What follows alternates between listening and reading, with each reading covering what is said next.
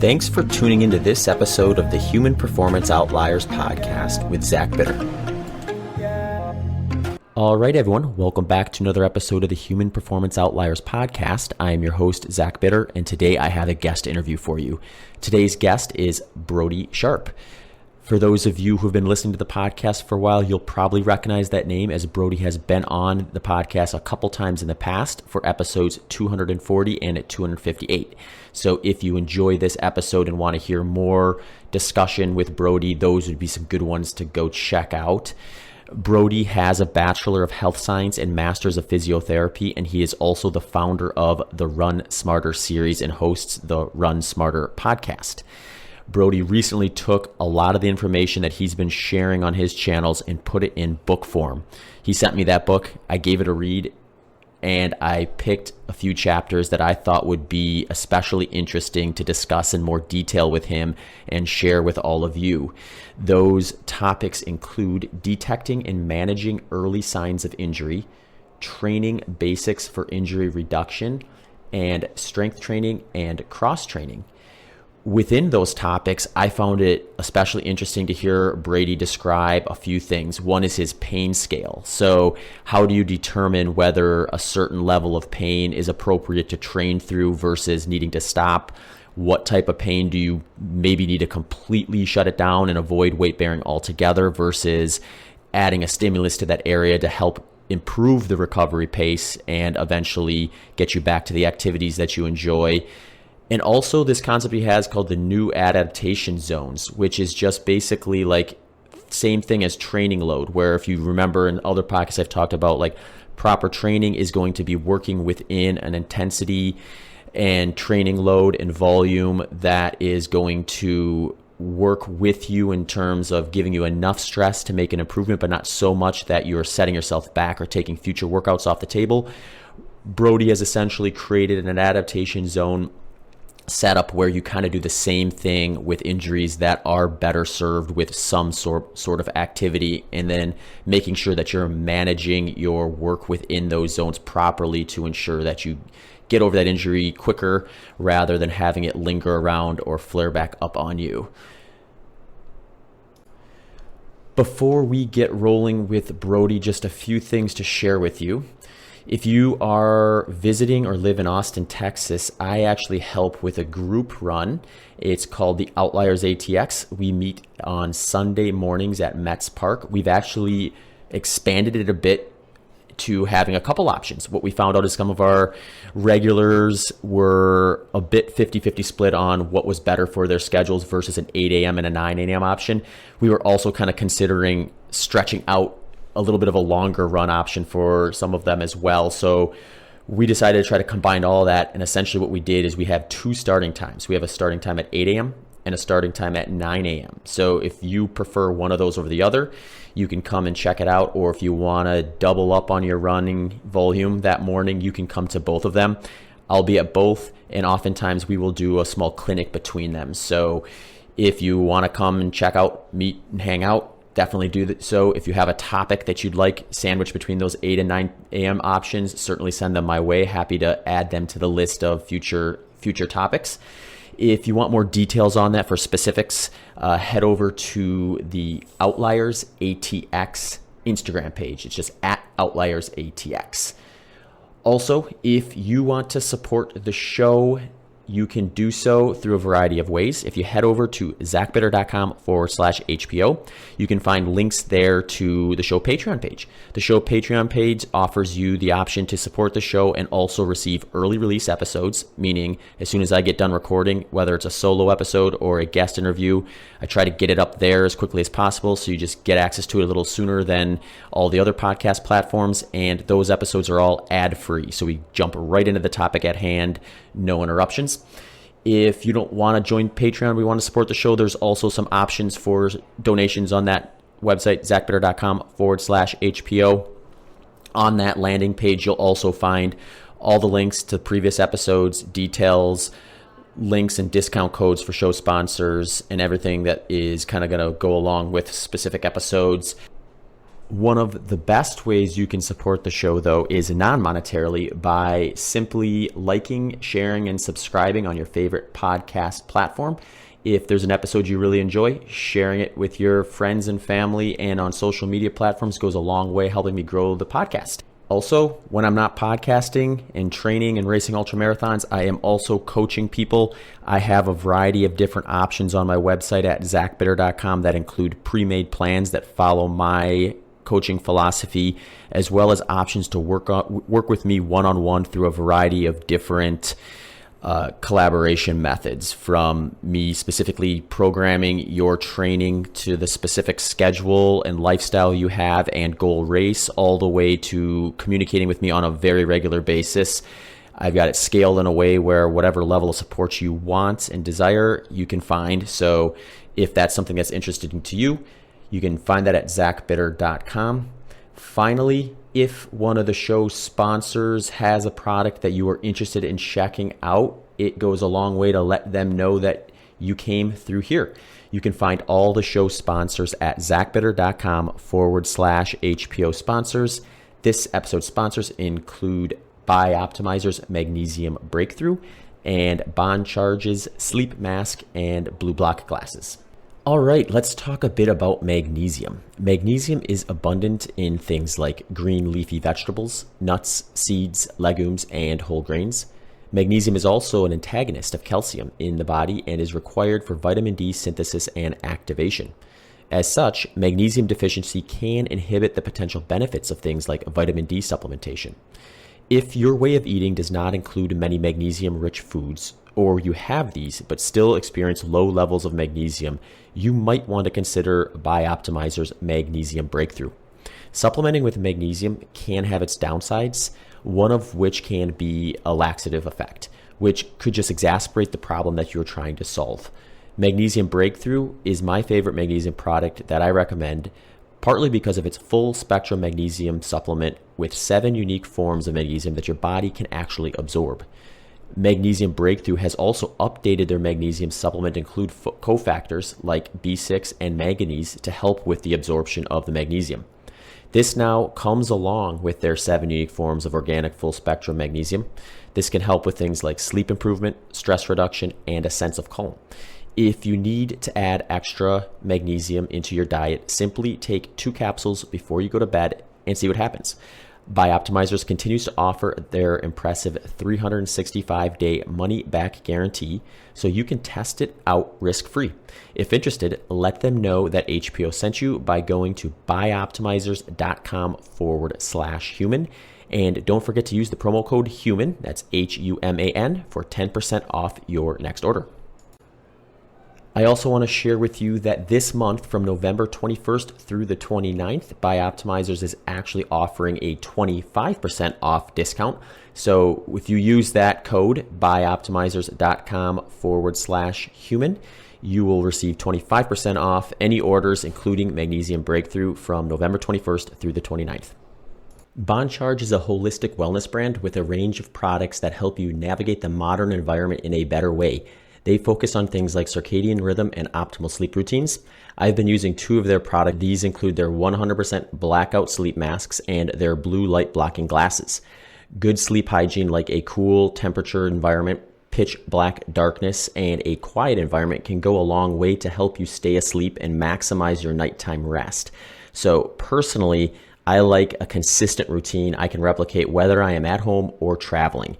Being able to replicate my routine as close as possible makes it easier to consistently get a good night's sleep, regardless of whether I am home or traveling. I use the Bond Charge sleep mask to make sure I have the same 100% blackout, regardless if I am at home or traveling. The material on the Bond Charge sleep mask is comfortable, adjustable, and allows me to sleep on my back or sides without discomfort. The soft padded eye cups allow you to open your eyes while wearing the mask. I also spend a lot of time every day staring at computer screens, phones, and tablets while recording, editing podcasts, answering emails, and writing my coaching plans. I use the Bond Charge blue light blocking glasses while trying to stay an arm's width away from the screen when possible and refocusing my eyesight every 20 minutes. This helps minimize discomfort from blue light and glare from staring at screens all day. If you want to check out either of these products and the rest of the things that BondCharge has on their website, you can go to bondcharge.com/HPO and use coupon code HPO to save 20% off your order. That's BONCHARGE.com/HPO and use coupon code HPO to save 20% off your order.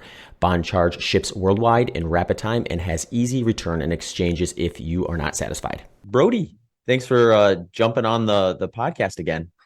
Thanks for having me back on, Zach. I'm excited to have a chat. Yeah. And you, as we were kind of discussing before I hit record, you've been quite busy for a while now with a rather lengthy book, but every word is worth it in my opinion, and it has to do with injury prevention. Well, a lot to do with injury prevention. So, what was maybe the catalyst to decide, all right, I'm going to put pen to paper, so to speak, and let all my thoughts, ideas, and research within the physical therapy side of things, what kind of generated that? It was always an idea of mine, but I never knew really how to write a book or publish a book. And so I guess it probably started when I started the podcast, because at the time I started the Run Smarter podcast, I actually released an ebook to sort of accompany it. So the first 10 episodes of that podcast were 10 universal principles to reduce injury risk. And I had an ebook like laying out those chapters and kind of displaying a few of those. And it was just a quick little easy read type of thing. But that sort of premise came into the actual book as well.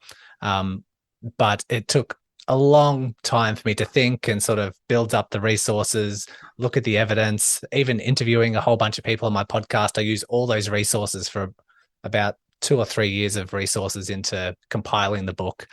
And I released it halfway in between that time. I released a second ebook because I recognize not only do runners want to reduce their risk of injury as much as they can. That seems to be like the number one desire. But the number two for most was to increase their running performance safely. And so knowing that, released a second ebook on, again, 10 chapters, 10 topics on how to increase running performance safely.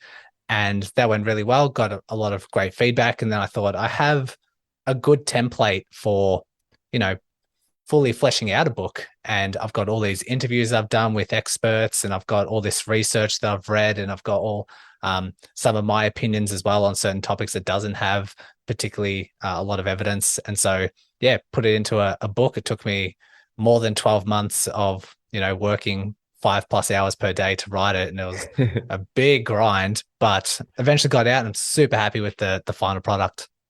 Yeah, and you kept kind of just churning out your normal workload along the way, it seemed like, as well. Or did you have to put some of the stuff on pause in order to make room for that?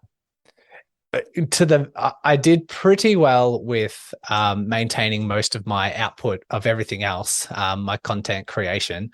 But to the very, very pointy end, I had to go from my podcast releasing 2 episodes per week to releasing 1 episode per week. I had figured once the book was released, I was going to focus my attention on launching a YouTube channel. And so I've since done that. But when it got down to a lot of hours to publish the book at the final, the final hour, I had to back off my podcast releasing frequency to once per week so I could get it done.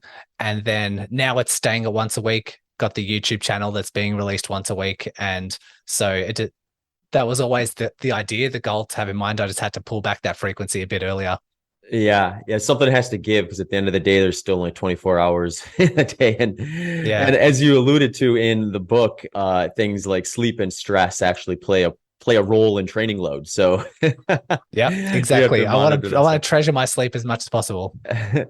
Awesome. Yeah, I think one thing I really did enjoy about the book was the way you sort of framed kind of, once you do have some sort of an early sign of an injury, or even have a full-on like flare-up of something, looking at the rehab process in the same lens as you would like progressively moving through a training plan. Because I think a lot of runners kind of understand that the idea or the name of the game is to give your body enough stress to elicit a response, recover from that, and then kind of rinse and repeat, and then do that specifically to whatever race distance that you're kind of preparing for.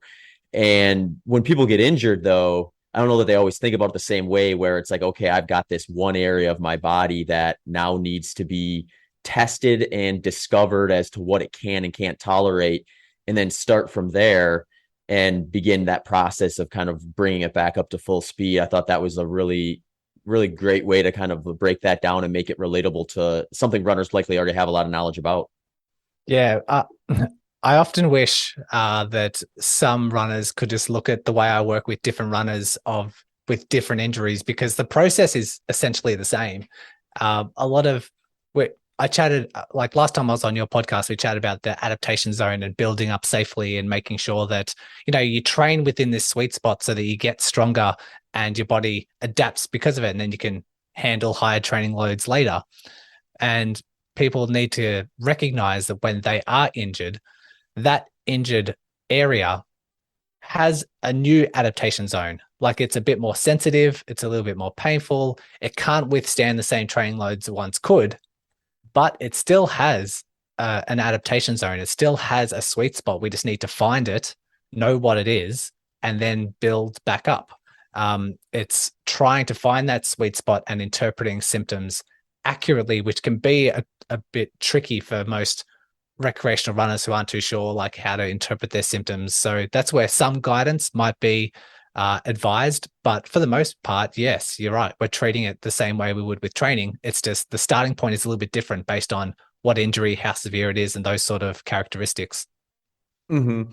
Yeah, when I was reading the book, I couldn't help but think, just like I was reading it through the lens of a coach's eye, and it was like kind of becoming clear to me, especially as you would work through some of the I like the stories that you'd have kind of at the beginning of the chapters, where you would kind of walk people through a scenario in which then you would dive into and explain kind of like how you would address that sort of a situation. And it just felt kind of like, oh, this experience of having an injury and then going to a professional to kind of help navigate that territory is just like the coaching client relationship, where you have that person who kind of has a larger view of like kind of where they want to be or where they're trying to get, and then scaffolding that down to like individual steps that they're going to need to do in a specific order in order to finally arrive at where they're at. And it just kind of felt like the same kind of a relationship, just with a little bit of a different kind of goal and outcome. Yeah, it's accountability and sort of not letting the runner themselves sort of irrationally talk themselves through running through an injury. It's like a plan. You sort of come up with a plan and you need the education to back it up, which coaches have. Mm-hmm.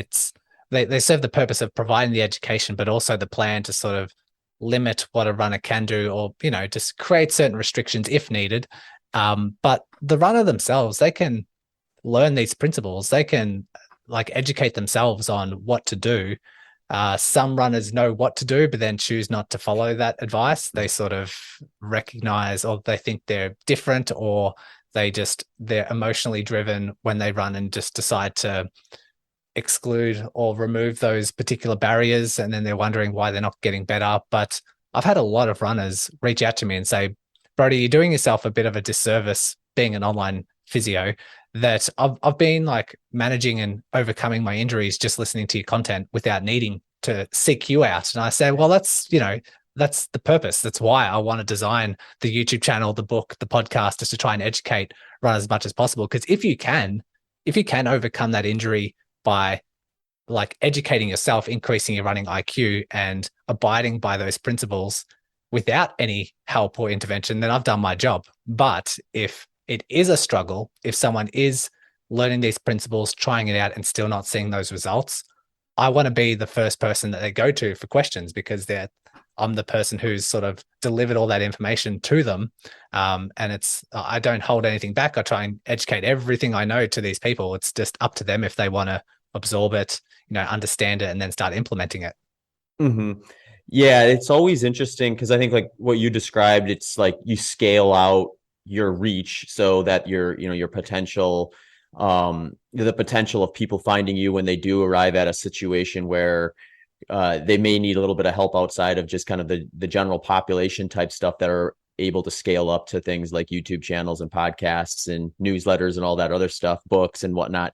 There's always going to be those ones that require a little bit of individual attention. And I think like if you have a group of thankful runners that are paying attention to your content when they do find themselves in a spot like that, then you're going to be on the top of their mind. And then having that setup, I guess, where you sort of almost have like an education built into that client because they were consuming your content previously. You probably have a lot better of an onboarding process, I would imagine, a lot less of the kind of early stage stuff that just is maybe a little bit repetitive, a little more like monotonous for what I would imagine would be kind of your side of the job. Yeah, definitely. Well, some people, if they have ITB syndrome, sometimes they use YouTube or the podcast sort of directory as a bit of a search bar. So they type in ITB syndrome and then certain episodes pop up. And then sometimes they find this sort of content straight away and then say, oh no, I'll just go straight to Brodie. I have a free 20-minute injury chat that I advertise on my podcast. And so sometimes people aren't that familiar. They've listened to one or two episodes and like, no, I've made up my mind. Let's go there. But for the most part, when I do start working with runners who've been listening to the podcast for a while, they're like, yes, Brodie, I get this. I understand this. I understand the pain, rest, weakness, downward spiral. I've started strength training, and they've got such a head start. And all we need to do is just make some finer tweaks. And like I said, some people overcome their injury really well without needing any other intervention. But the ones that do need like a slight tweak here and there based on individual circumstances, all we do need is sometimes that slight tweak, and it just makes such a difference. Yeah. I can just imagine a scenario where the client's coming in and they're like quoting you from episode 73 about. Yeah. Yeah. They say I start training. They're like, as soon as I put on my shoes and start training, I've got your voice in my head because I've listened to so many episodes on how to train and how to do it sensibly. And, your voice is just in the back of my mind every time. And I think it's a good thing. Hopefully it's guiding them in the right direction. Yeah, no doubt. I think you're doing some great stuff, and I'm certainly excited to kind of dive into some of the stuff that you've just recently published in your book. I know there's like 3 chapters I thought that we would maybe touch on with this interview and dive in a little deeper. And one of those was just this detecting and managing the early signs of an injury, because I think this is maybe the most important kind of step one type of thing with a lot of runners, where you kind of come into the sport, or if you've been in the sport for a while, you learn sort of early on that like just the nature of things. A lot of times it's not really a question of like if you're going to get injured, it's when is something going to pop up that kind of resembles the early signs of an injury, and then how you manage that will determine kind of what happens next, whether it's just maybe a small deterrence and a learning lesson that it only costs you a few days of training, all the way up to, having to shut things down and take an off season, kind of rehab off of running and then gradually ease back into it. And I think starting from that detection and managing side of things early on is just what's going to give people the information to recognize these things before they get too far down that path and find themselves in a situation where they need extensive time off, and rather than just a quick fix. Yeah. Should start by saying that my view on injuries, especially running related injuries, is you can't get that risk down to zero. And I lay this out in the book. This is like, some people may disagree with me, I'm not sure, but I think, and there are certain outliers or, people who just seem to run and not get injured. I think that's so rare and so far removed from recreational runners or ultra runners communities that we sort of need to have a bit more realistic expectations, because you could do everything right. You could follow every rule. And for some reason, these early signs just keep popping up. And I do like to think we can't get that risk down to zero, the risk of injury, but we can educate ourselves so that when these early signs do pop up, we know exactly what to do. We know exactly how to interpret symptoms, and we know what to do to return to full fitness or return to, I guess, pain-free running without losing fitness. I think that's where I like to sit. It's where I like to sort of place myself as, around this injury prevention topic. And it sort of is a bit reassuring in a way for people to grasp that, because you can have the best athletes in the world break down and get injured, and you can have some recreational runners think that there's something wrong with them. They think the way they move is different, or there's some firing issue or imbalance or leg length discrepancy, or they can really be down on themselves, and it can be quite threatening a lot of the times with what they believe is why they're getting injured, when in fact they're probably just doing a little bit too much, or they've done something a little bit too abrupt, or maybe they're not recovering as well, maybe they're not sleeping as well. But when these things do arise, like I say, detecting early signs of injury and managing early signs of injury can be really key. And intervention does need to be taken when these early signs pop up, to negotiate it swiftly without losing fitness. And then when you're back to pain-free running and it's only been maybe 1 or 2 weeks and you haven't lost fitness, then it can just launch you into that next, pain-free period of another 6 months, instead of mismanaging it in the early days because you haven't detected and managed it well enough. And that turns into a 2-month or 3-month injury that does become harder to negotiate. And maybe you might have to start losing fitness and take some downtime. And that process is a lot harder to negotiate, a lot harder to overcome than the prior one when you have detected and managed it really early on. Mm-hmm. Yeah, I think a lot of times when we think of like symptoms and detection and this sort of thing, the signal that we're oftentimes looking for with this sort of stuff is often like pain or tightness or some sort of discomfort that wasn't there, that is now, that goes above and beyond what you would normally expect from just like general soreness that may happen from like a big training session or some delayed onset muscle soreness or something like that. And then it becomes a question of like, well, there's this pain or discomfort here. What do I do with that? And a lot of times, I know I've done this as a coach too, is like, we're looking at it through the lens of no movement to that area in most cases, outside of like, obviously like stress fractures or broken bones and things like that. Some mobility in that area is actually the next step versus complete isolation of that, or like lack of movement of that area altogether. So then we're on this pain scale type of thing where it's like, well, how bad is it bothering you? What can we do to kind of find a point where you're adequately putting yourself into that right adaptation zone that you mentioned, but not exceeding it? And knowing like a pain scale can be kind of subjective. I really enjoyed in that chapter how you talked about just creating kind of like a perceived effort pain scale, so that people could look at that and say, okay, here's where I fall on this. This is my next step because this is where I fall on this chart, versus kind of just coming up with their own like definition of what 3 out of 10 pain or 4 out of 10 pain kind of ends up falling under. Yeah, it's something I needed to put in, and something that I was struggling to realize, like, how do I write it? How do I describe it? Because it's not really medically defined, because everyone interprets pain differently. Everyone has different sensitivities, and people just tolerate pain differently. People experience and describe pain differently. So really, really tough to put into a concept. But like you say, when you are injured, you do have a certain adaptation zone. And it's important that you don't completely rest an overuse injury, because spending a lot of time completely resting, like if it's more than a week, you're actually deconditioning that area and you're deconditioning the rest of your body. So that adaptation zone actually starts diminishing. And so that's going to be a more of a struggle to return back to pain-free running, because the odds of you returning back and doing too much and exceeding that new depleted adaptation zone is going to be quite high. And then symptoms increase. You think you need more time off. You take more time off, and that pain, rest, weakness, downward spiral, I like to call it, starts to take effect. So yes, sometimes a little bit of discomfort is actually okay. Loading that joint or whatever area is sore can be okay, but certain pain rules need to be applied.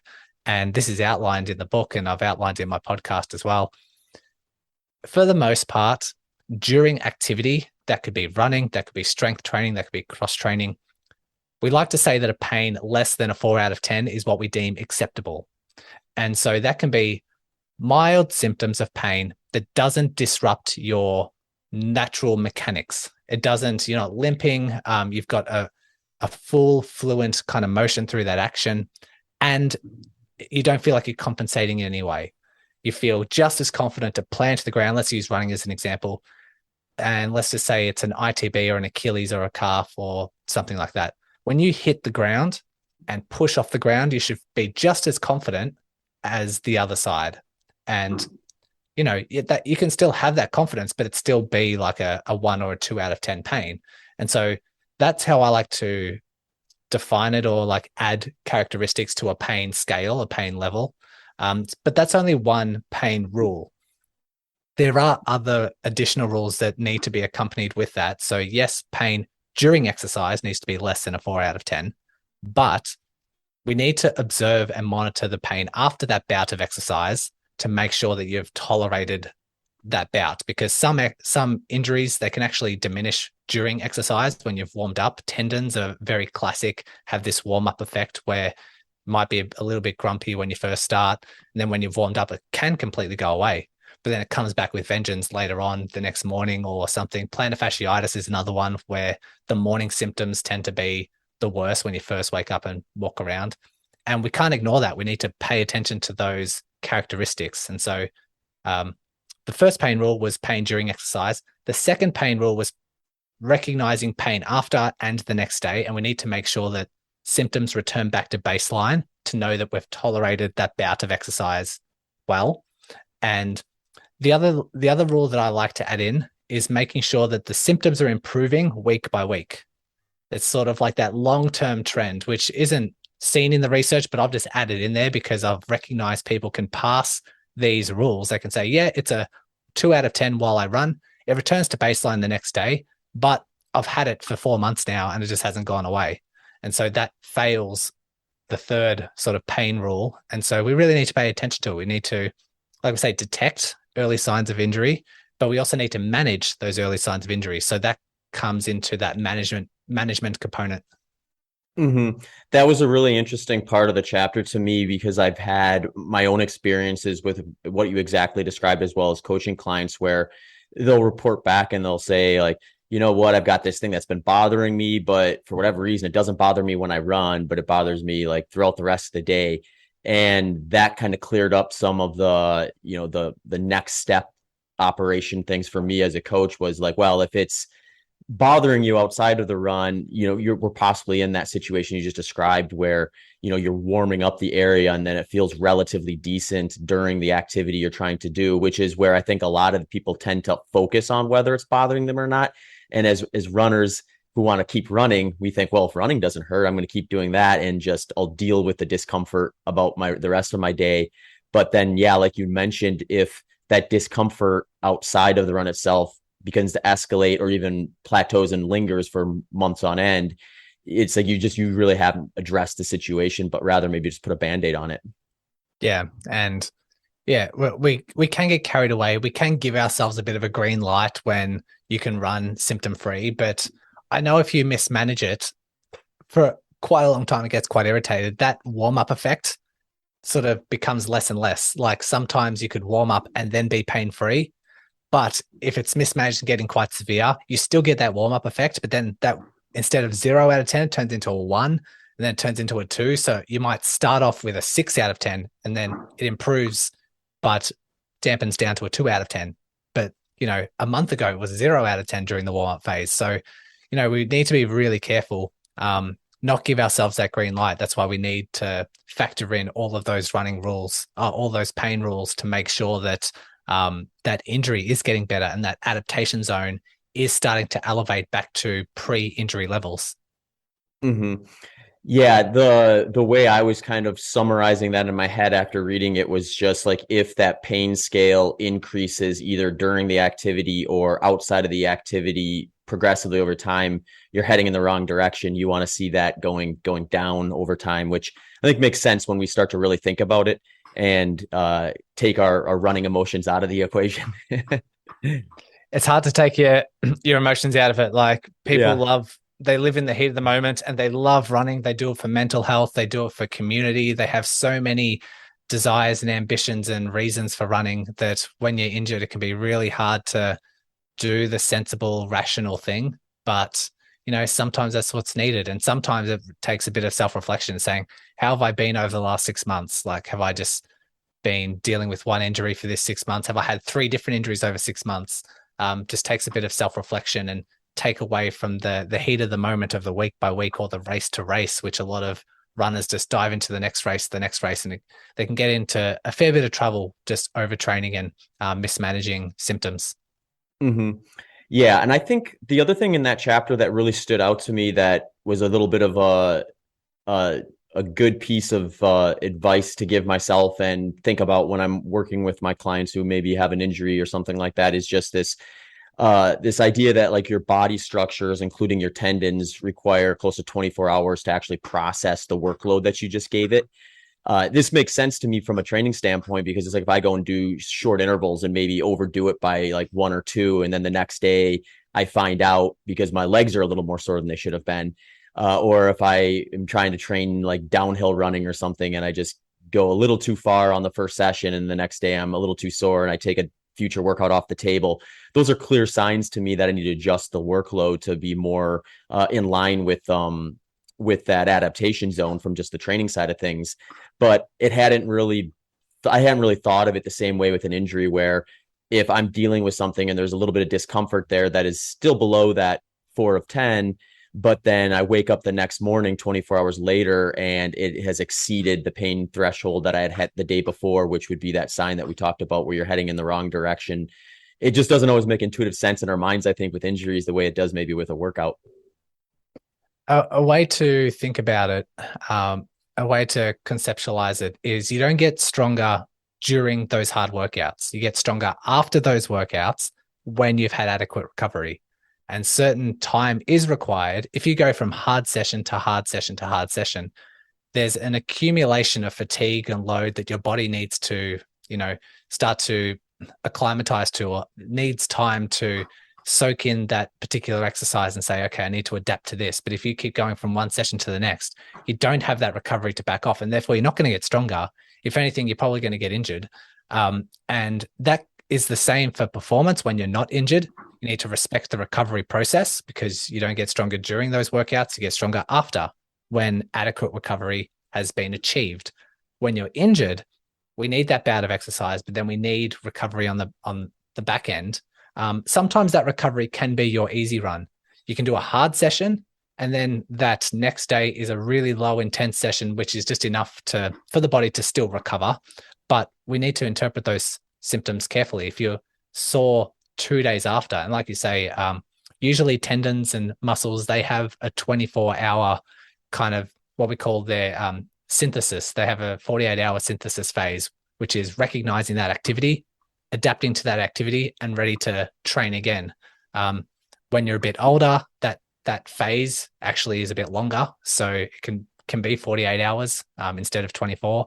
For bones, the bone synthesis, that turnover is a lot slower. Sometimes that's a couple of weeks, which is why someone who might have a bone stress reaction, they've actually been overloading themselves for several weeks, and then something starts to reveal itself. So, we do need to be careful. It's something that we need to recognize the importance of the recovery phase and not just training, working hard, rehabbing. It's about finding that balance. Mm-hmm. Yeah, if you don't mind, let's dive a little bit into just like stress reactions, because I think that's an interesting one where it's a little bit of a bigger type of injury threat when you're looking at something like a stress fracture, I think, because oftentimes that does mean complete removal of weight bearing. And, with other injuries, like even limited training or cross training can sometimes be an option that's available. So you don't necessarily feel like you got your workout ripped from you altogether the way you may with a stress fracture or some bone related issue. Is there like symptoms that specifically start to pop up with a stress reaction that runners can look for if they feel like they're maybe heading down that road and possibly catch it before it does turn into a full stress fracture? Yeah, I'm glad you raised that point, because these pain rules actually don't apply to stress fractures. They apply to all other running related injuries and overuse injuries, but stress fractures seem to be that exception to the rule. If you are recovering from a stress fracture and do have permission to start returning to exercise, you need to be symptom free. It can't be that less than 4 out of 10 during activity and the 24-hour response, it just needs to be 0. Essentially, that's the safest approach, because the risk of getting it wrong can be quite high. And depending on the location of the stress fracture, there can be higher risks associated with that. symptoms, like it can, in the early days, it can really masquerade as a soft tissue injury, which is why when you interview people that have had stress fractures, it's picked up really far down the track. It's like mismanaged or misdiagnosed in the early months, just because it can masquerade as something like shin splints, and all of a sudden you've got a stress fracture or bone stress reaction in your shin bone instead. You know, plantar fasciitis can actually be like a heel stress reaction, and people have stress fractures in their hips, which are really hard to diagnose.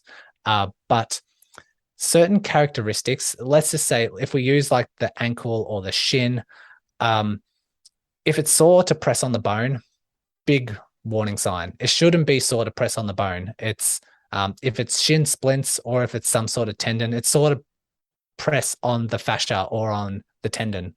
But yeah, tenderness on the bone, we'd probably want to get that scanned depending on the history. If you've had a history of like poor diet or like some sort of body weight issues. I know stress fractures are very common with people that have RED-S, the relative energy deficiency in sports, and they underfuel themselves and they lose weight because they've got pressure to lose weight in competitions, and they're training at really high loads and they're just not fueling their body enough.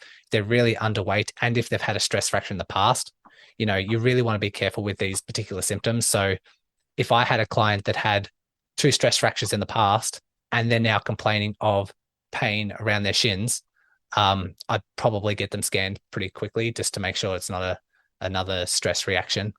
Other signs, sometimes this is like a bit further in its pathology, but an achiness or like a dull gripping sort of tightness, particularly at night when you're not loading that injury, can be a bit of a sign that can be a bone stress reaction. People often report it. It feels like restricted and tight and dull, sort of achy, sort of throbbing pain just at night, just laying in bed.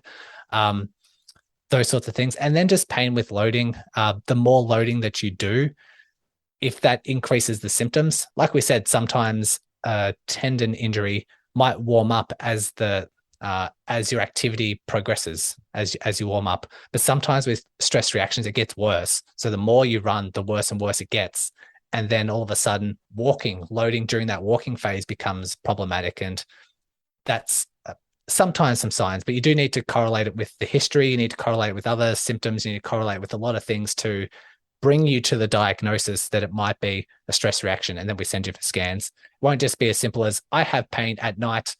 It might be a stress reaction. There's a whole bunch of other factors that need to sort of come together for us to have a higher likelihood that we suspect a stress fracture. Mm-hmm. Yeah, that's interesting. I think I've thankfully only had one stress fracture in my running career, but it mapped kind of what you said, where it presented itself a bit as a soft tissue issue at first. And I thought I had just like, I had been sitting in a car seat a lot more than I had historically for a while. I thought it was just maybe some tightness in like the lower back area. And it turned out after doing some like active release therapy and different types of mobility stuff that it hadn't been going away for a few weeks. So we ended up getting the scan, and it turned out there was a very small stress fracture on my right sacral ala. So thankfully we caught it early enough where it ended up only being about 5 to 7 weeks without running before I was able to kind of resume activity. But had I continued down that path, those type of stress fractures typically can sometimes be quite lengthy. And I've had some friends who had similar ones that they didn't address early enough and ended up being like 9 months of no running before they were able to finally get everything back in order. So those ones I think scare runners the most. Yeah. And it's not that common. I guess ultra runners might be a little bit more common, but stress fractures in like around your pelvis and back isn't that common, but you're very, very lucky they got picked up early, because people get low back pain and people have like non-specific low back pain, and you can just try to manage that for 6 to 12 months before someone might actually have a clue and then prompt the right investigation. So yeah, well done. Mm-hmm. Yeah. Well, I was fortunate that the doctor I was working with wasn't super adverse to doing an MRI right away, or I shouldn't say right away. We did wait a few weeks before we ended up going that route. But had we not done that, I don't know, like if I would have gotten to the point, other than, what you described was what actually got us to do the MRI. was I'd be like pain free, essentially doing anything just routine, like walking around, like just going about my day. But then as soon as I would go out for a run, it was like within the first block, I'd start to feel the pain pick up. And then if I continued, it would just only increase. So that side of it definitely mapped the stress fracture side Mhm. of things, which I think was what ultimately got us to kind of look into that. But thankfully, like you said, early enough where I didn't have to sacrifice too much training with that particular injury. Yeah. Well, it's a kind of a unique sign for someone to have low back pain and pain return and be that severe that early on into the run. Like most non-specific low back pain that people have, running's kind of okay. So like I've had episodes of low back pain in the past, and running's actually made it better. Like being in extension and sort of like loading it and activating the muscles and sort of getting my exercise, it sort of makes it better. So there can be, like you say, like my experience and your experience, two completely different situations, and then sort of prompts maybe there is something to get checked out. Mm-hmm. Yeah, interesting stuff for sure. Definitely worth looking into for anyone who's either running currently or looking to get into it. So you have that information and know what to look for when those situations do come around. Um, the other parts of this, or the other one of the other chapters I really wanted to talk to you about, because I think it kind of pairs well as like a next step, is just kind of training basics for injury reduction. Because ultimately, if you're a runner and you find yourself getting injured, a lot of times it is some form of either improper training load or combination of the way you're training, or if it's not the training specifically, maybe something else in your life changed, like your stress load or sleep quality or nutrition, like you mentioned earlier. But when we're looking at just reducing the likelihood of an injury happening in the first place, the starting point really is proper training, and training at a capacity where you're stressing yourself enough to make an improvement, but not so much that you're welcoming these overuse injuries and things like that. So when it comes to training load, um, I'm always thinking about this as a kind of a combination of volume and intensity, and then kind of that, like when to introduce each or when to introduce the intensity to the volume, and kind of what to do with the volume when you do introduce intensity. Uh, is there anything that you like to see that kind of highlights for an individual, like where that kind of starting point is in their training basics to kind of get themselves in the right spot so that they aren't taking too many risks? Yeah. Like I laid out in the book, in part one, I did have, like you say, these training basics to reduce risk of injury. I should probably say that the book is in two parts. First part, reduce risk of injury. Second part, increase running performance. And within that part one, I want to start with some basics because I want to start with some with like really no prior knowledge, sort of understanding like the general concepts. And then in part two, I have other training sort of modalities which are a little bit more complex once you understand the basics. And the most people will recognize these rules, but I have in that chapter the 10% rule. So that goes back to your volume topic. So most people are familiar with the 10% rule, making sure that weekly mileage or your long run doesn't exceed 10% week by week, so that you're in a safe zone and can slowly adapt and the body sort of recognizes it. And I do highlight the limitations of that rule in the book. I think it's a bit too basic. It's a bit too simplistic, and runners and training volumes and all that sort of stuff is very complex. It's only just looking at one aspect, and that aspect's pretty conservative. But I wouldn't mind runners being more on the conservative side than they usually are. But where I like to side with that is if you are a new runner, and if you are, or if you're an experienced runner and just looking for the next starting point to the next race, I would say the 10% rule is a good starting point. And then you listen to your body to see if you should continue with the 10% rule, or maybe you want to push it up to 15.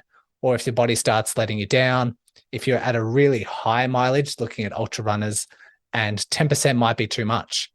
So your body will tell you that it will start showing these early signs of under recovery or overload, or your calves might start getting a bit stiff. Your energy levels might start depleting. Maybe 10% is a bit too much. Maybe you need a recovery week, or maybe you just need to back it down to 6 or 7%. But if you're starting from zero fitness and just getting into running and doing like a couch to 5K or something, following that 10% rule will be too gradual. Like it takes so long to build up to get to, say, 30 minutes of running. And so recognizing that this rule does have its limitations, but is a good probably rangefinder to start. And then based on how your body's feeling, you can sort of move the needle plus or minus a couple of percent. When you start getting north of like 20%, I think that's a recipe. No matter what runner you are, I think, you probably need to be recovering pretty well, have everything pretty optimal to avoid injury. But then the rest of the chapter, I do lay out the 80-20 rule, which comes into intensity. And a lot of beginner runners get this wrong. We start running, especially recreational runners like myself. I started running in my 20s. We have recreational runners that start in their 30s, start in their 40s, 50s, and most sports, they have a coach. I think you mentioned this last time we had a chat, that like we sort of have a plan, like people teach us the skills, people teach us the basics, and we have a coach in most sporting events. But for running, you kind of just go out there and see how you go. And most people get this intensity thing wrong. They feel like when they run, everything should be like at a moderate to high intensity. Some runners just try and chase their personal best every single run. They would run 5K and let me do it better next time. Let me do it better next time. Let me do it better next time. And it takes them a long time to recognize that running slow is actually a skill and it helps build up their endurance. It helps reduce their risk of injury, helps the adaptation process, helps you bounce back so you can run more frequently. And so I had to explain this 80-20 rule in the book, which is 80% of your overall volume should be at really low intensity, leaving 20% to push for harder efforts. And so most of your listeners are probably familiar with that rule. But something that's really important that you need to recognize, and similar to the 10% rule, there may be some fluctuations here and there, but there's good data around this golden ratio for elites, for beginners, for injury prevention, for increasing running performance, for enjoyment. All those elements can be really key and can be very good for running longevity. You enjoy the sport a bit more and you can reduce your risk of injury and can go you can train for decades, and it's sort of a running philosophy that you can move through decade after decade. And as long as you abide to these rules, you can be quite successful. Mm-hmm.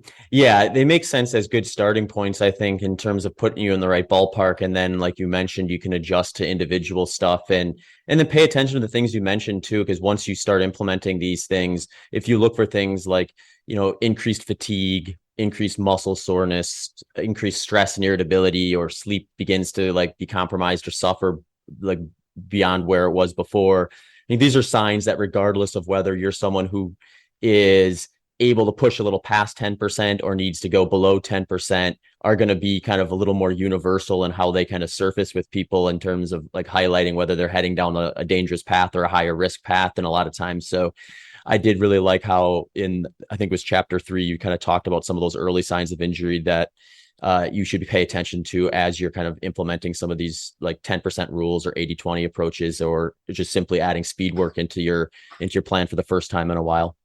Yeah. One of them was I actually had a talk to Eric Hegedus, who is a researcher in the US. And a lot of the content for my book actually comes from interviewing researchers and then diving into the research that they have published. And while it's not published yet, I had to talk to Eric about these sort of early signs. And he said there's a lot of objective and subjective data that we can follow to see if there's an injury around the corner. And while it's not published yet, he seems to be really confident that there's 4 elements that you want to consider. One is sleep, one is stress, one is just muscle soreness, and the other is fatigue. If you are ranking poorly in these 4 domains all at once, you need to back off your training, enhance your recovery. You need to pull back on all of your training loads until they start becoming optimal again, because those things. So okay, sleep, we can monitor. We can sort of, people have wearable devices or just tracking how much sleep they get per night. Stress can be a little bit more subjective. It's really hard to sort of quantify those sorts of things. Muscle soreness, yeah, okay. And, just general fatigue, energy levels. A lot of these can be quite subjective, just listening to your body. But if you're ranking in those, if you're ranking poorly in all of those, definitely pull back on your training. You definitely can't increase your training, because this is going to, first of all, there's warning signs to say that you're overtraining with the muscle soreness and fatigue and that sort of stuff, but you're also under recovering. Like we say, you don't get stronger during those hard workouts. You need adequate recovery afterwards. And stress and poor sleep inhibit your body's ability to enter recovery mode and enhance those recovery benefits. And so you're overtraining, you're under recovering, and injury is around the corner for you if you're ranking in those domains. So be proactive with those. Be very sensible in saying, okay, maybe I've just moved house, not sleeping well, increased amount of stress. I've just moved to a house that's quite hilly, and so my calves are getting a bit sore. My general energy levels aren't really where they used to be. Now's not the time to push the envelope. Let me just train sensibly, make sure I adapt to these hills, make sure I get my sleep back, make sure my stress levels are back under control, and then I can start pushing and increasing my training loads. Mm-hmm. Yeah, this is all really good stuff. I think one thing I thought of when I was reading that part of the chapter where they were talking about those four things that you mentioned was like it would probably be a good idea for return runners or new runners like in their off season to maybe just do a little bit of like documenting like or creating a scale for like things like how fatigued they feel or like a scale of like how sore their muscles feel and things like that, or even sleep, like how are you waking up at night or are you sleeping through the nights and things like that. And then create a little bit of a baseline for yourself. And then when you do start the program, you can reflect on whether you're pushing past those things. And if you're pushing past them, like you said, in multiple areas or in a large degree for any of them, then, that might be a sign where you're asking a little too much of yourself or potentially like need to address your nutrition or something like that as well. Yeah. And I don't think runners should be like overwhelmed with all this data and like monitoring. You can just start with sleep. I think sleep is so important. It's the number one recovery tool we have. And if you're sleeping well, your stress levels are, I'm going to say, probably like not horrible, because sometimes when you're really stressed, then you can't really sleep that well. So if you're sleeping well, you're recovering well.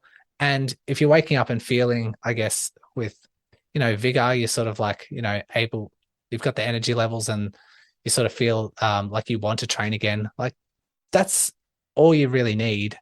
If you want to really hone in on the stuff, then yes, the data, the tables. If someone's like a coach such as yourself, if someone comes to you and says like they've got high levels of stress and like, or like they're quite a poor sleeper, like someone's historically quite a poor sleeper, maybe you want to start tracking those sorts of things. Maybe you want to put pen to paper and start coming up with some sort of systematic scoring system where they can sort of train around that. But I also don't want people to be overwhelmed and not do any of it because they feel like it's a bit over their head. So you can just start with the basics and just listen. Like it's easy to listen to your body. I think with enough practice, I think it's really easy to sort of recognize when you feel like your body's recovered or not. Sometimes that's all that's needed. Mm-hmm. I do find like just being aware that those are factors is often enough to get people very far along that way in terms of just like sort of like monitoring it, at least in the back of their head, where like if someone's not thinking about like poor sleep being an indication that they're maybe overtraining a little bit, they may just blame it on something else and hit the coffee or something like that a little harder in the morning and then find themselves in trouble just because they weren't even aware that that was something they should be looking out for. But then once they kind of know that these are things to just kind of like even loosely monitor, they start to kind of in their head, even if they're not writing it down or journaling it, they're paying close enough attention to it where they're going to notice like big changes or multiple changes if it happens throughout the course of their program. Yeah. And then it gets tricky because if you're training for a marathon and you're in that peak part of your season, maybe muscle soreness is expected. We know that you're not going to feel fresh and full of energy throughout your entire training plan. Mm-hmm. So trying to interpret what's normal, what isn't. I think if you are in that peak sort of training session and you do have muscle soreness, but you are sleeping quite well and your intensity distribution, that 80-20 intensity distribution is still intact, maybe that's acceptable. But, every situation's a bit unique. We need to consider that, not just have these blanket statements, which is why I say the 10% rule isn't just a blanket statement. 80-20, not a blanket statement, because it depends. Context matters. And everyone has these different goals, different philosophies. People are different. And so we need to make sure that's a key factor as well. Mm-hmm. And one thing I'll add to, especially with like the 80-20 rule too, because I think new runners sometimes will hear that sort of thing, or they'll just hear the word speed work or intensity training or something like that, and they'll automatically kind of their mind goes to the high end of that spectrum. And when we're looking at things like the 80-20 rule, we're essentially that 20%. We're looking at that point in which you cross over from easy into moderate. And basically that and above is going to count as that 20%. So if you want some kind of more specific data on that, we're looking at roughly like 80% of your max heart rate as being kind of that crossover point. Or if you have like data on your aerobic threshold, when you start crossing over that first ventilatory threshold, you're looking at that point where you're crossing over into moderate intensity. And then if you keep going, eventually higher intensity stuff, which is what we're going to want to count as that 20%. So don't just do 80% easy, moderate, and then the really hard stuff 20%, because you may find yourself overloading a little bit with that stuff that's the sharp end of the spectrum, if you want to call it that. Yeah. Essentially, people might learn the 80-20 rule, but then think they're training 80% low intensity, but they're actually going a bit too hard. And like I say, sometimes it takes new runners a long time to learn the skill of running slow. And what I've mentioned in the book as well is some runners can get stuck into this gray zone of intensity. And so essentially what that means is on their easy days, they're actually running a little bit too hard, and it can just be a little bit too hard, but that's enough to sort of accumulate fatigue and increase that recovery time that's required. But because they're training slightly harder on their easy days, they can't push the envelope and they can't actually go faster on their harder days because they haven't had that recovery. And so they're running too fast on their easy days. They can't run fast enough on their faster days. And so they're just sort of blended into this gray zone of intensity. And I've seen it happen time and time again of recognizing this concept, and then people actually start running slower and getting faster at the same time. And they start to enjoy that process a bit more. It's a bit of a mind shift, because people are like, well, if I want to run fast, if I want to get faster, I need to like get faster with all of my workouts. I need to just get slightly faster. But this is why it's a bit misunderstood sometimes, because it sort of sounds counterintuitive, but running slower, then they start feeling really fresh for their fast days, and they're safely building up a huge weekly mileage because it's safer, because it's lower intensity. They can recover, they can increase their mileage safer. There's less soreness, there's less muscle soreness, and everything sort of just clicks into place. That right balance sort of gets the needle moving. And you need to try it out yourself. I recommend, if you feel like you're in this gray zone of intensity, give it a try.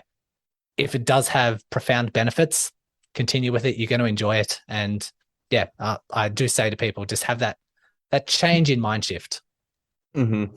Yeah, and one thing I like to do too with some of my new runners, or runners who feel like they maybe are making mistakes in this category historically, is, I mean, something as simple as just starting out with like a little talk test while you're out on your run. Since so much of these like crossover points are like oxygen dependent, so you have a situation where, like, if you're running easy, carrying a conversation with a friend you're running with, or you might look a little goofy out there talking to yourself, but you can definitely do that if you can string together like a few sentences and not feel like you're losing your breath from that. You know, chances are you haven't crossed over into a moderate intensity in a significant way. But if you're feeling like you're short of breath after a few words or a sentence or something like that, and you're probably pushing into that gray area you mentioned. Yeah, I use that talk test a lot. Whistling, singing, just breathing through your nose, like interpreting, like, how are my legs feeling? How, just trying to perceive your effort levels is a good metric to sort of hone in on, and a good practice for a lot of people. Just while they're running, just think to themselves, how hard do I feel like I'm working? And it does take a bit of practice just to hone in on those particular metrics. But I'm at a point now with practice where I can say, I'm training at about a 3 out of 10. Well, this is about a 4.5 out of 10. It's just those particular perceptions. Because yes, you can use heart rate. Yes, you can use pace sometimes, but these things have limitations, and other things influence heart rate. Other things influence pace, like terrain. So you can use those metrics as a bit of a rangefinder, but you can't go wrong if you use that data and also hone in on your internal perceived effort. If you correlate the two, it can be quite accurate. Mm-hmm. Yeah, makes a ton of sense. And I think it's a lot of it is just like you said, like kind of thinking about these things. And you don't get me wrong, I'm a fan of listening to podcasts and music when I run from time to time, but sometimes it's as simple as leaving that at home for a run or two and just really pay attention to those stuff and focus on that.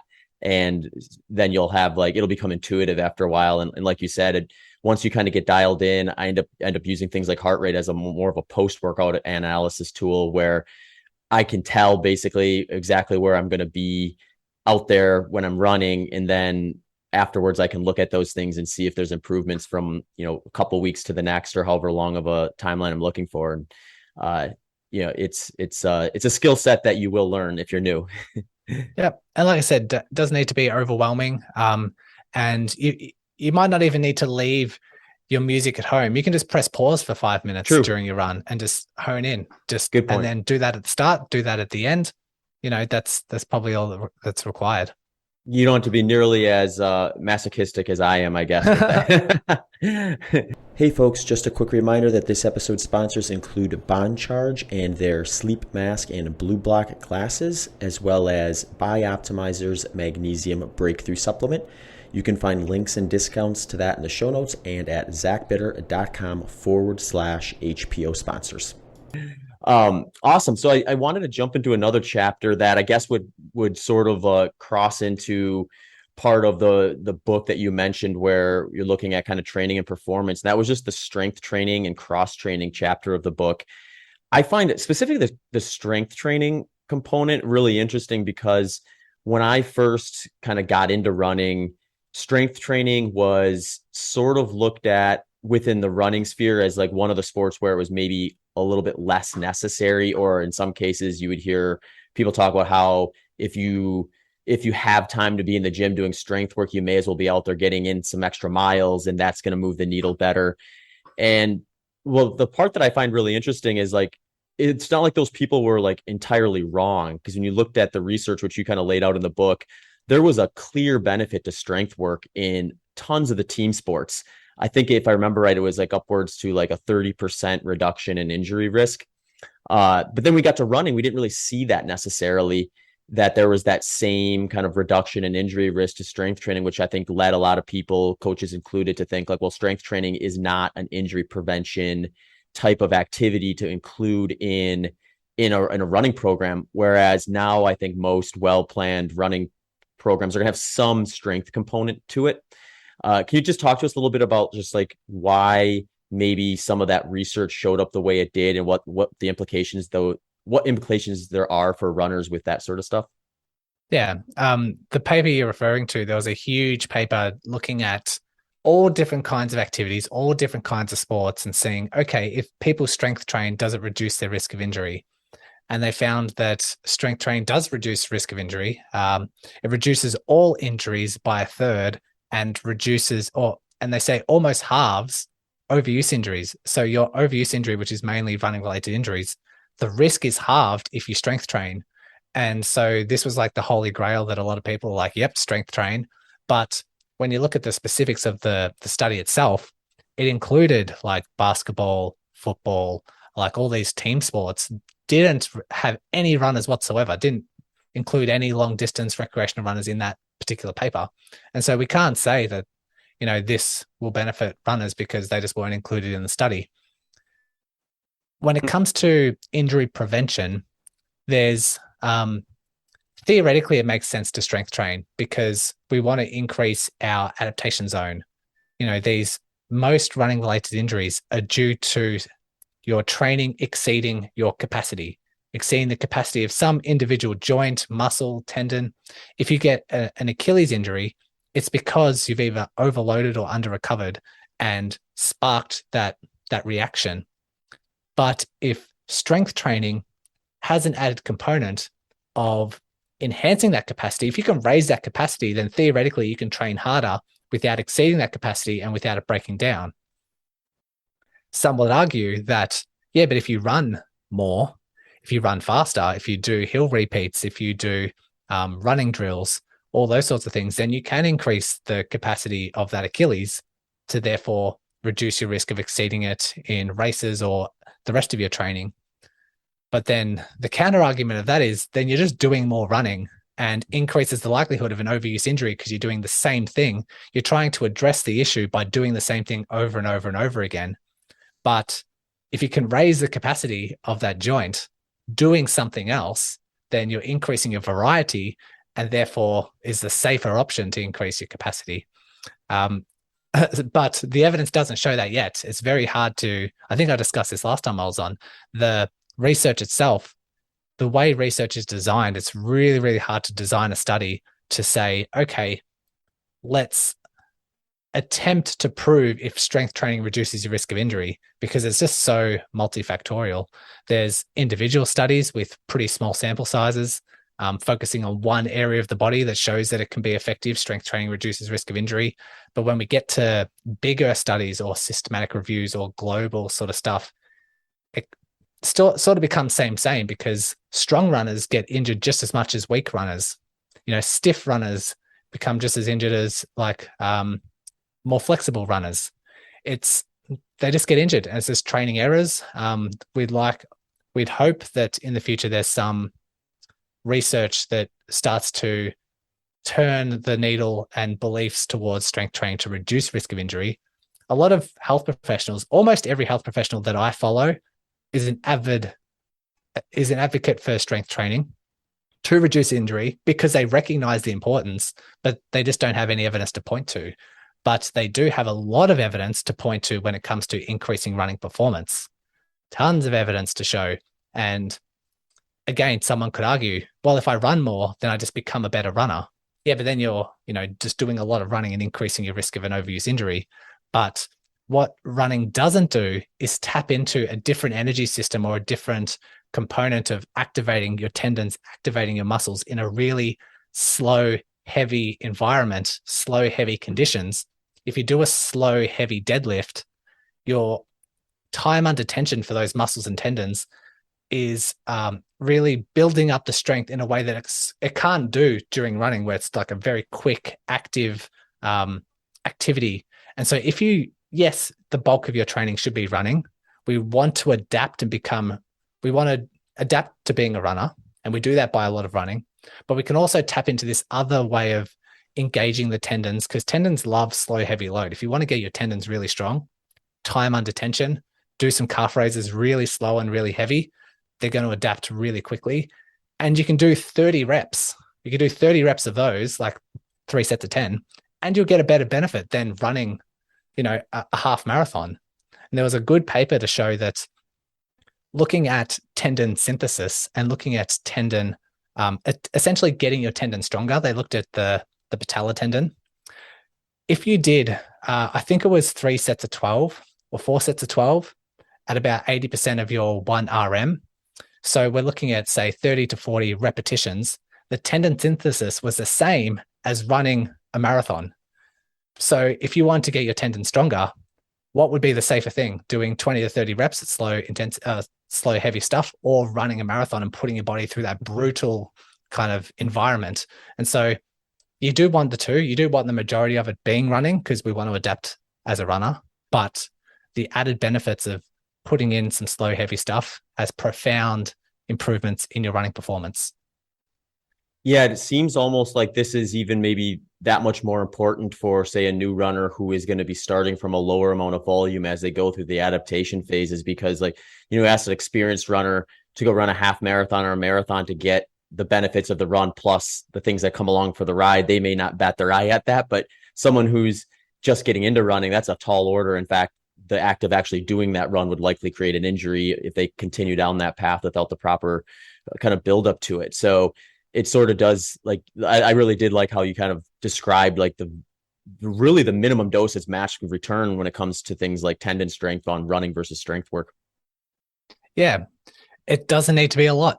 It can be twice per week, and it can be 4 exercises. It can be squats, deadlifts, calf raises, lunges, and start off light, because if you're not used to it, your body needs to adapt to it. So we don't want to go straight away into really heavy stuff and get injured. We want to work at your adaptation zone. So start at your adaptation zone, but then slowly build up. And if you do that twice a week, that's, an hour per week out of your time.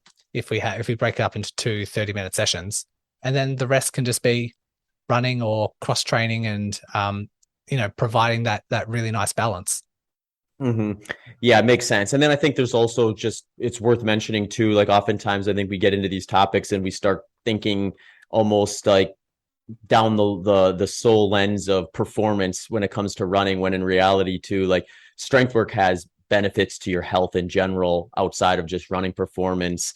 And we want to be healthy people and age gracefully as possible. So I think when you look at like the strength work component to a lifestyle, as you age, it becomes even that much more important, because things like balance, like how do you respond to falling over, or like if you're falling over in general, that could be a sign that there's a weakness somewhere, and that could be addressed through strength work. And I think strength work is something that's approachable for all ages, but the sooner you start it in your life, the more benefit you're going to have later on when you're older, and it's a little harder to kind of start implementing those sort of things into your lifestyle.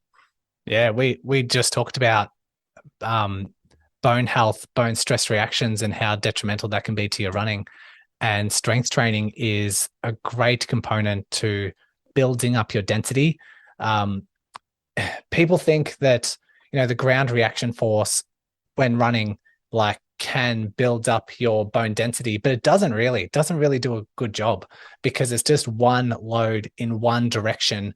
But where the bones tend to react really well to and start to build up that bone density is like different movements, different directions, pulling you in different directions.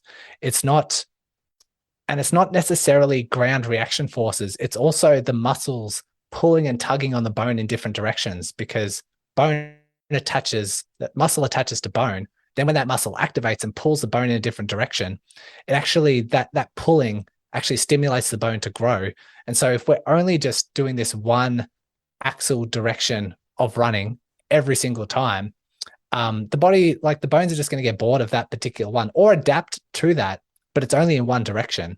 Whereas if you're doing strength training, if you're throwing heavy things around, if you're pushing sleds and doing some team sports where you're changing direction, especially like you said, in your early days, in like your teens and in your 20s, you're going to set up your bone density and have a really big foundation compared to someone who's a little bit more frail, only been loading the bones in one particular way for a long period of time. That bone density profile is going to look a lot different. Mm-hmm. Yeah, no, it makes sense. I want to kind of transition a little bit into cross training, because I think a lot of times when people hear strength work, they automatically think, oh, that's just part of my cross training protocol. When in reality, I tend to view strength training as like something that's going to be a complement to the running. So part of the actual program, whereas cross training is going to be like getting on a bike or an elliptical or a Stairmaster or hopping in the pool or something like that. What is the benefits to cross training for someone whose primary activity is running? Yeah, good question. I think most people, some people might have different definitions of cross training, but I'm on the same wavelength as you. I think cross training isn't strength training. I think strength training is a key component to a running athlete, and cross training may or may not be an added benefit depending on their goals, depending on what's happening. But essentially, your cross training is a way to continue building upon your cardio fitness with a bit of variety.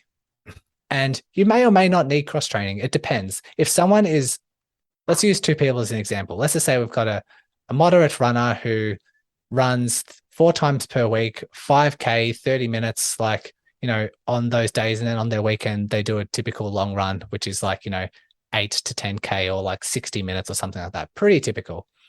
If they're fine with that, slowly building up, and they're not really getting injured, have good energy levels, they probably don't need to cross train. They can strength train, definitely, but they probably don't need to cross train.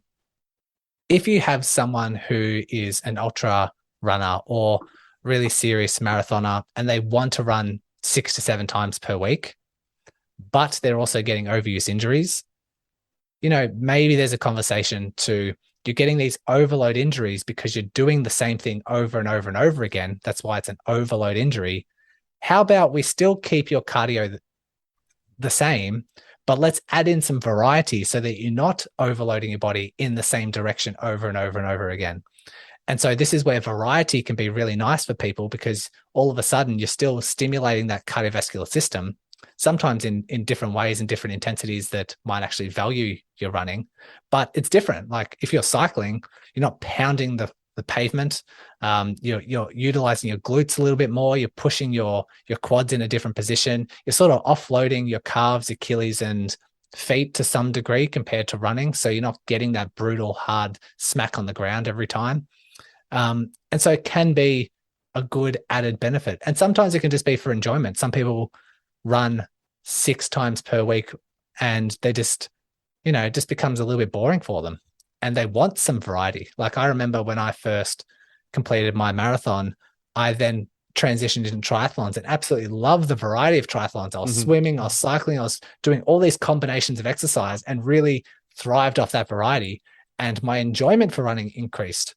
And so everyone has different motivations. Everyone has different injury histories, different training plans, different phases in those training plans. And so we know that for some, cross-training can be really advantageous to people. It can reduce their risk of injury because, like we said, we're adding the variety. And some people just need it. But sometimes for some, it's not really that important. So we need to, context matters. We need to pick our patient, pick the person, and try it out and see if it really has added benefits.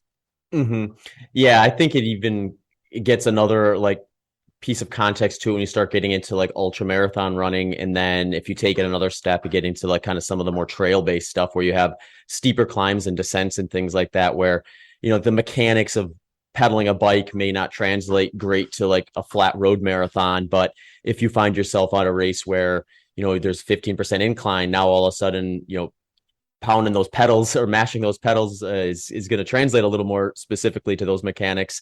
Same with, I think we see this a lot with a lot of the European ultra runners too, is they'll do ski mountaineering and things in the winter. I'm sure that probably began when they just didn't have access to running, or maybe they started out in that sport, but that seems to translate very well to some of those longer mountain type trail races as well. So I think once you extend the distance of the race a bit and then alter the terrain enough where you're not just running flat and straight, these cross-training activities tend to have a little more maybe of an appropriate application. And like you said, if you can reduce that impact, you have a little bit of a value add there. And, there's a reason why the triathletes and the skiers and the cyclists tend to have a larger training load from a time standpoint than runners, because the limiting factor of those sports are a lot smaller from an impact standpoint. Yeah, and swimming's a good example. You're taking away all of that ground reaction force, and you're using a lot of your arms, and it's it's totally different to the running stuff. So you can almost double your training load, your weekly training load, by just keeping to the same amount of running that you're currently doing and just doing a lot more swimming. So yeah, can be said for that. But then triathletes, they get injured as well, because I recognize for triathletes, their volume is so high. Yes, it is full of variety, but you also need the recovery to balance as well. And, it's a constant juggling game trying to balance out training load and recovery. So that needs to be considered. Yeah, everyone has their problems to solve when it comes to endurance sports. And this is why everyone gets injured. Running related injuries, you can say yourself, how many injuries, I've had maybe 5 significant running related injuries in my couple of years of running. You've already shared several of your running related injuries. It's part of the sport. It's kind of you need to, it's almost you just need to juggle and be proactive and learn and, do something different based on your past mistakes and those sorts of things. You can't just simply expect to do all these things and train really hard and not get injured. The prevalence of running related injuries is so bloody high compared to other sports and other demographics. So yeah, we just need to roll with the punches, learn, and then do something different next time to make sure we're not doing the same mistake over and over again. Perfect. Well, Brodie, it's been awesome to have you back on the podcast for a third time. And I think I'll look forward to hopefully a fourth at some point down the road when we have another topic to dive into. But before I let you go, do you want to share with our listeners where they can find you, and then also details on your book, where they can find that? Absolutely. So the Run Smarter podcast, if you enjoy your podcast and want to start raising your running IQ, so you can go there. The book is called Run Smarter, and if you type in Run Smarter, maybe type in Brodie Sharpe, it's available on all online bookstores, so Amazon, Booktopia, those sorts of things. And if you're into YouTube, I've just started Run Smarter with Brodie Sharpe, and you can type that in and start, I guess, absorbing a bit more content that's more visual, more of a visual element compared to just the book and the audio formats. Awesome. Well, thanks again, Brodie. It was great to chat. Thanks, Zach. Hey, folks. Thanks for checking out this episode of the podcast. For those of you who are regular listeners, you'll likely know I'm also a professional endurance athlete and coach. If you're looking for a little extra help with your training and programming, I do offer individualized coaching options where you can work directly with me one-on-one. I'll personalize your plan and even scale it up to email collaboration and regular consultations. You can also access either of those on their own if you just want to contact me as you're navigating your fitness journey. I also have some ready-made plans. The ready-made plans follow my coaching philosophy, and they scale from 5 kilometers all the way up to 100 miles and come in 3 different levels. So whether you're a beginner, intermediate, or advanced, I've got something for you there. And most recently, I also just added a strength athlete's guide to endurance program, which will help someone who is primarily a strength athlete who wants to either do an endurance event for the fun of it, bolster up their cardiovascular fitness, or just try something out, try something new. So those programs are built to be able to supplement a strength program so you won't have to give up on your gains in the gym while you're going after some running or endurance related fitness goals. You can find all those things on my website at zachbitter.com. Thanks for checking out this episode. Thanks for tuning into this episode of the Human Performance Outliers podcast with Zach Bitter.